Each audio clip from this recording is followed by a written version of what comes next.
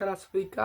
आज के इस वीडियो में हम लोग बात करने वाले हैं वही जोश मीटर के साथ। और आज बात करेंगे कि first home minister of India doctor Sardar Vallabhbhai Patel जी के बारे में।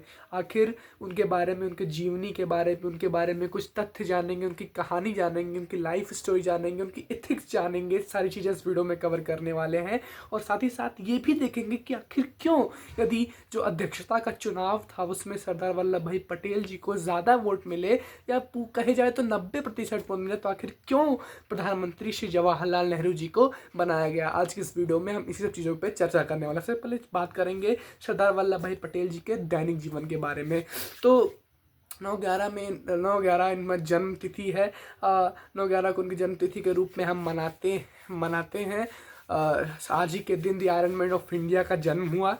आखिर इनको iron man of the India बोला ही क्यों जाता है, इसके पीछे की कहानी यह है कि जब भी छोटे थे, मासूम बच्चे थे 8 साल के, तब इनके हाथ में एक फोड़ा हो गया था। उस समय पे डॉक्टर ने, फिजिशियन ने इनसे कहा, इनके परिवार वालों से भी कहा कि यदि जो ये फोड़ा है कि अगर ठीक करना है इसे, तो इसे फोड़ना पड़ेगा गर्म सलाखों से। तो घर वालों ने उनके मना कर दिया। पर सरदार वल्लभ भाई पटेल में के अंदर जो सहने की क्षमता थी वो बहुत ही अधिक थी, जिस कारण से उन्होंने गर्म सलाखें ली और अपने हाथों से ही जो अपना फोड़ा है उसको फोड़ लिया। ऐसे थे श्री सरदार वल्लभ भाई पटेल जी। सरदार वल्लभ भाई पटेल के कारण ही यदि आज हम पूरा भारत एकजुट है, एकत्रित है। प्रथम जो हमारे यहाँ के प्रथम प्रेसिडेंट श्री डॉक्टर राजेंद्र प्रसाद जी ने भी ये चीज़ कहा है कि यदि इंसान अपने पद से नहीं अपने कर्म से प्रेम करता है तभी वो वल्लभ भाई पटेल बन पाता है। आज बात करेंगे कुछ ऐसी कहानियों का, सरदार वल्लभ भाई पटेल ने कैसे भारत और पाकिस्तान विभाजन के समय भारत का साथ निभाया और कैसे भारत को टुकड़ों में बचने से बचाया।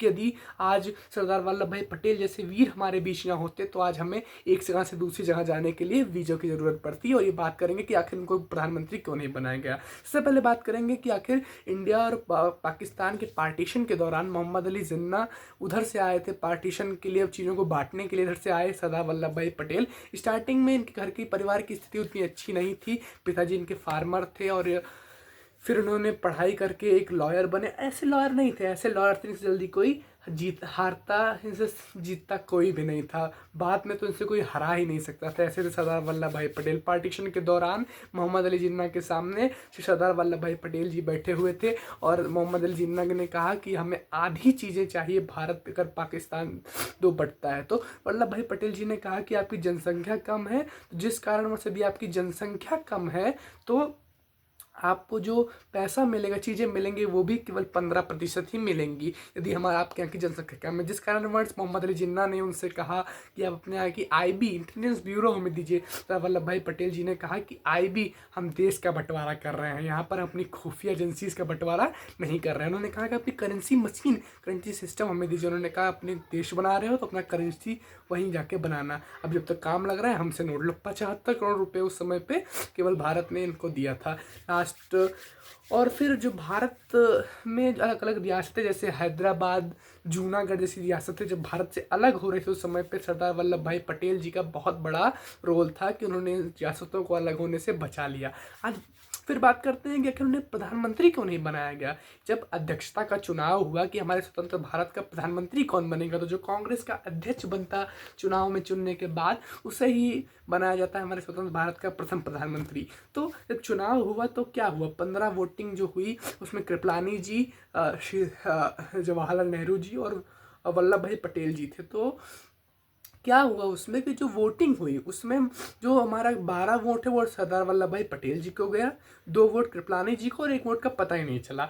तो कुल मिला के जब वोटिंग में सबसे ज़्यादा लोगों ने चुना वल्लभ भाई पटेल जी को, तो गांधी जी ने पूछा कि नेहरू जी से कि आपको तो एक भी वोट नहीं मिला। तो नेहरू जी कुछ नहीं बोले, उनको पता था कि ये उदास हो चुके हैं, जिस कारणवश गांधी जी ने पन्ने पर लिखा और वल्लभ भाई पटेल जी को पकड़ा दिया।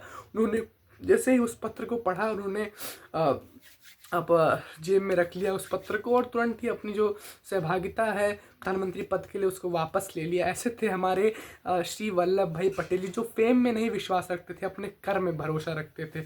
बाद में जब मीडिया वालों ने कभी कभी गांधी जी से पूछा कि आखिर आपने प्रधानमंत्री वल्लभ भाई पटेल जी को क्यों नहीं, तो उन्होंने उत्तर दिया कि जो वल्लभ भाई पटेल वो मेरी बात मान लेते हैं, गांधी जी ने ऐसा कहा, और नेहरू जो है वो दूसरा पद कभी स्वीकार नहीं करते। तो ऐसे थे हमारे वल्लभ भाई पटेल। आज अगर वल्लभ भाई पटेल जी ना होते तो शायद आज हम एक जगह से दूसरी जगह जाने के लिए वीज़ा लगता।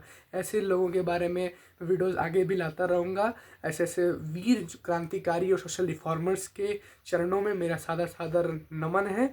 और इनका जो मृत्यु हुई वो 15 अक्टूबर को हुई। इनका मृत्यु जो है वो हार्ट अटैक के कारण हुई। पर आज भी अगर उनकी मृत्यु हो गई, परंतु आज भी वो हमारे दिलों में जिंदा है। ऐसे व्यक्ति के चरणों में सत सत नमन।